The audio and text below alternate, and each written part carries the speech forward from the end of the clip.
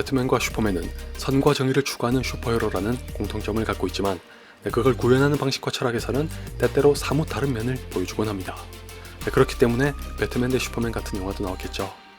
다들 너무나도 잘 아시다시피 참으로 유감스럽게도 영화 속에서 정작 배트맨과 슈퍼맨의 차이가 얼마나 제대로 전달이 됐는지는 의문인데, 아마 배트맨 대 슈퍼맨이 실패한 여러가지 이유 중 하나가 그 부분에서 관객을 설득하고 몰입시키는데 턱없이 부족했던 거라고 생각하는 게 저뿐만은 아닐 겁니다. 그 와중에 이런 대사를 던져 두 사람의 갈등을 성급하게 봉합하려고 하니 비웃음을 살 수밖에 없었죠. Why did you say that name? Stop! Please, stop! Why did you say that name? It's his mother's name! 모르긴 몰라도 두고두고 흑역사로 남을 저 대사와 더불어 배트맨 대 슈퍼맨이 보여주려고 했으나 실패했던 두 슈퍼히어로가 충돌하는 원인과는 좀 다르지만 배트맨과 슈퍼맨의 차이 중 하나이자 결정적인 걸 명확하게 보여주는 영화들은 따로 있으니 바로 슈퍼맨 리턴즈와 다크나이트입니다. 지금부터 보여드리는 두 영화의 한 장면을 보시면 배트맨과 슈퍼맨이 어떻게 다른지, 그리고 세월이 흐를수록 배트맨의 인기는 식을 줄 모르는데도 슈퍼맨은 왜 좀처럼 영화로 부활하지 못하고 있는지, 더 나아가 마블이 승승장구한 이유는 무엇인지도 알 수 있습니다. 뭐 거창한 해석이 필요한 장면 같은 건 아니니 마음 편하게 보셔도 됩니다.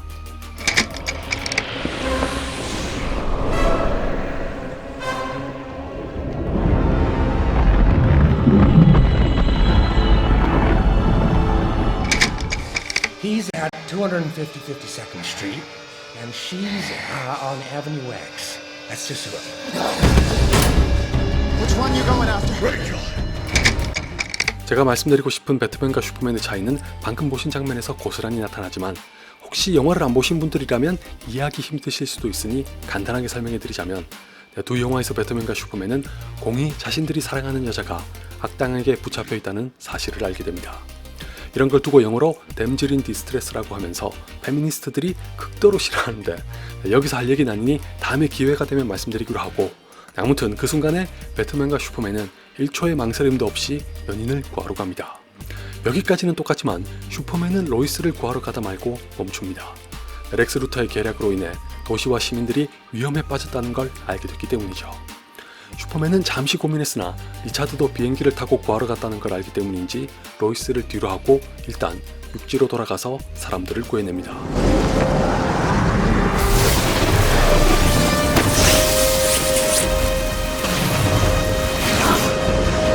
반면에 다크나이트의 배트맨은 하비와 레이첼의 위치를 알아낸 후에 한치의 망설임도 없이 레이첼을 구하러 갑니다. 바꿔 말하면 공과 사의 경계에서 배트맨은 브루스 웨인이 되어 레이첼 도슬링이라고 하는 사적인 선택을 했으나, 슈퍼맨은 클라크 켄트가 아닌 슈퍼맨으로 남아 메트로폴리스라고 하는 공적인 선택을 한 거죠.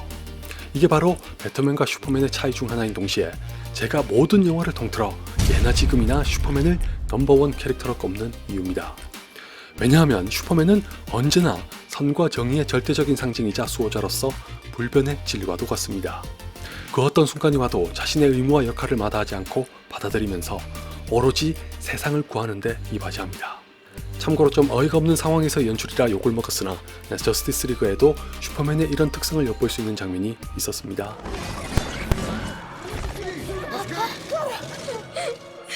Civilians. There's too many of them. 보셨다시피 슈퍼맨은 사람들이 위기에 처했다는 걸 알게 되자 스테판 울프와 싸우다 말고 냉큼 구하러 갑니다. 이것 때문에 모든 사태의 원흉이 내 눈앞에 있으니 일단 쟤부터 없애야지 뭐하는 짓이냐는 욕을 먹을 수밖에 없었고, 슈퍼맨 리턴즈의 장면과 비교해보면 황당하고도 남을 것 같지만 한편으로는 역시 슈퍼맨다운 선택을 한 거라고 호평을 받기도 했습니다. 실제로 북미의 전문가들과 관객들 중 다수가 저스티스 리그라는 영화에 있는 질색할지언정 슈퍼맨이라는 캐릭터의 묘사에 대해서는 칭찬했었죠.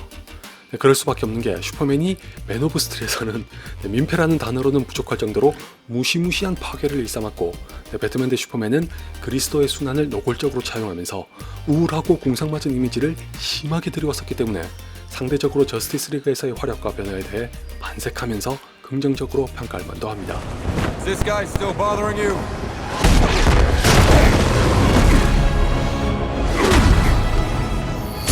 지금은 많은 분들이 아시겠지만 저스티스 리그 이전에 잭 스나이더 감독이 연출했던 두 편의 영화에서 슈퍼맨이 그렇게 묘사될 수밖에 없었던 것도 배트맨과 슈퍼맨의 차이에서 비롯됐습니다.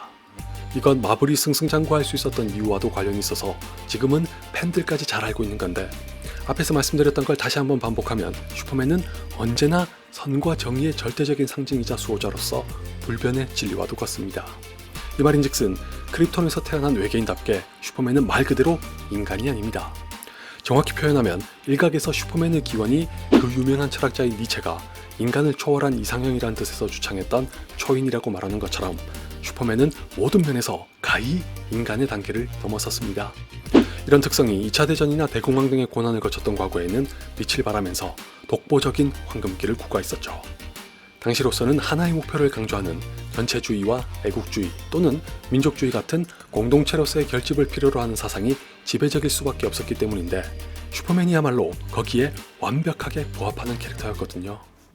What's the S stand for? It's not an S. On my world, it means hope. 그랬던 시대의 분위기가 시간이 흐르면서 자연스레 변하자 슈퍼맨만의 매력이 도리어 발목을 잡는 모양새로 변했습니다. 지극히 개인적인 견해에 불과하다는 걸 전제하고 이유를 조심스레 말씀드리면, 두 번의 대대적인 전쟁을 겪으면서 유럽을 중심으로 일전의 토이스토리에 대한 영상에서 잠시 언급했던 실존주의가 철학적으로 주목을 받기 시작했던 것에서 알 수 있듯이 바야흐로 집단이 아닌 개개인의 삶에 눈길을 돌리게 된 것과 무관하지 않다고 생각합니다. 전후를 기점으로 국가에 대한 실망과 불신이 스멀스멀 피어오르면서 덩달아 공공의 이상을 추구하는 것마저 허무맹랑하거나 불가능한 것으로 치부해도 당연한 걸로 받아들여질 정도가 된 거죠. 다시 말해 그 무렵부터 개인주의가 차츰차츰 더 강하게 대두됐는데, 우리나라로 간단한 예를 들 수 있는 게 여러분도 잘 아시는 안현수 선수입니다. 지금은 이런저런 논란으로 인해 안현수 선수에 대한 시각이 꽤 달라졌으나 한때는 러시아로 귀화한 걸 가지고 비판하는 의견은 극히 적었습니다. 심지어 일부가 매국노라고 매도하는 것에는 극도의 거부감을 나타냈지만, 모르긴 몰라도 1990년대에 똑같은 사태가 벌어졌었다면 여론이 굉장히 달랐을 거라고 확신합니다. 대한민국 주권은 국민에 있고 모든 권력은 국민으로부터 나온다. 국가는 국민입니다. 어쩌면 슈퍼맨과 배트맨의 차이에 대해 말하면서 국가주의와 개인주의까지 들먹이니 황당하실 수도 있을 것 같은데, 배트맨 대 슈퍼맨에게 영감을 준 코믹스 중 하나인 다크나이트 리턴즈에서 두 캐릭터의 서로 다른 상징을 분명히 엿볼 수 있습니다. 이 작품에서 배트맨과 슈퍼맨이 싸우게 되는 배후에는 배트맨이 통제를 벗어난 것에 대해 불만을 품은 정부가 있는 데다가 슈퍼맨은 국내외적으로 흡사 정부의 앞잡이 같은 노릇을 하게 되면서 배트맨과의 대립이 격해집니다. 이런 장면에서는 슈퍼맨이 미국을 대표하는 동물인 흰머리 수리를 팔에 얹고 있는 것만 봐도 다크나이트 리턴즈에서 슈퍼맨이 어떤 성격을 띠고 있는지 대번에 알 수 있죠.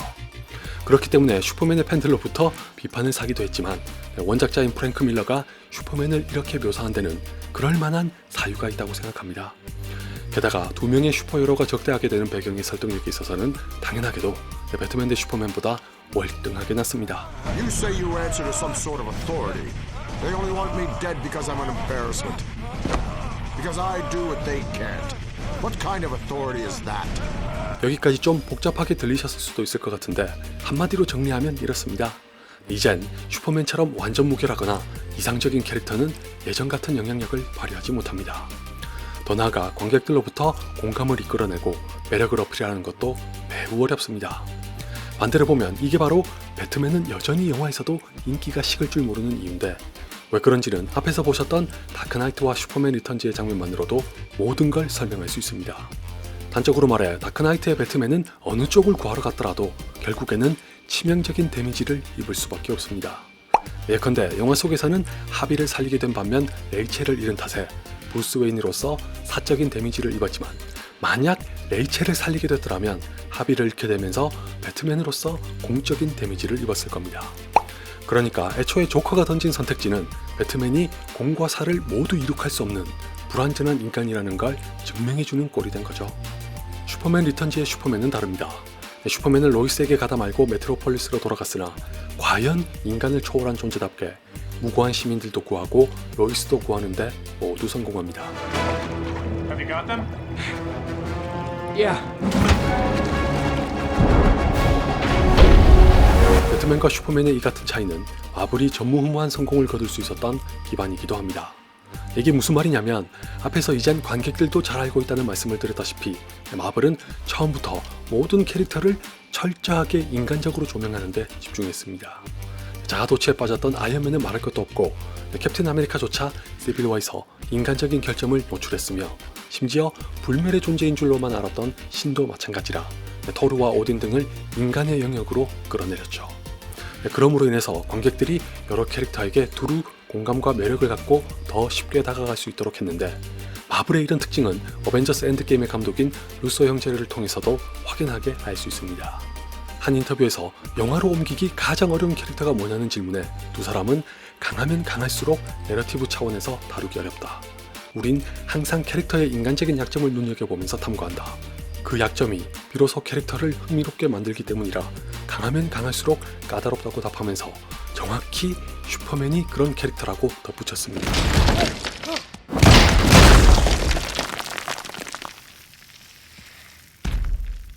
Puny God. 혹시라도 루소 형제가 마블의 감독이니 신빙성이 떨어진다고 생각하실 수도 있어서 추가하자면 마블과 DC 코믹스에서 모두 작업했던 대표적인 코믹스 작가 중 한 명이자 킹스맨과 키게스의 원작자인 마크 밀러도 비슷한 취지의 발언을 했던 적이 있습니다.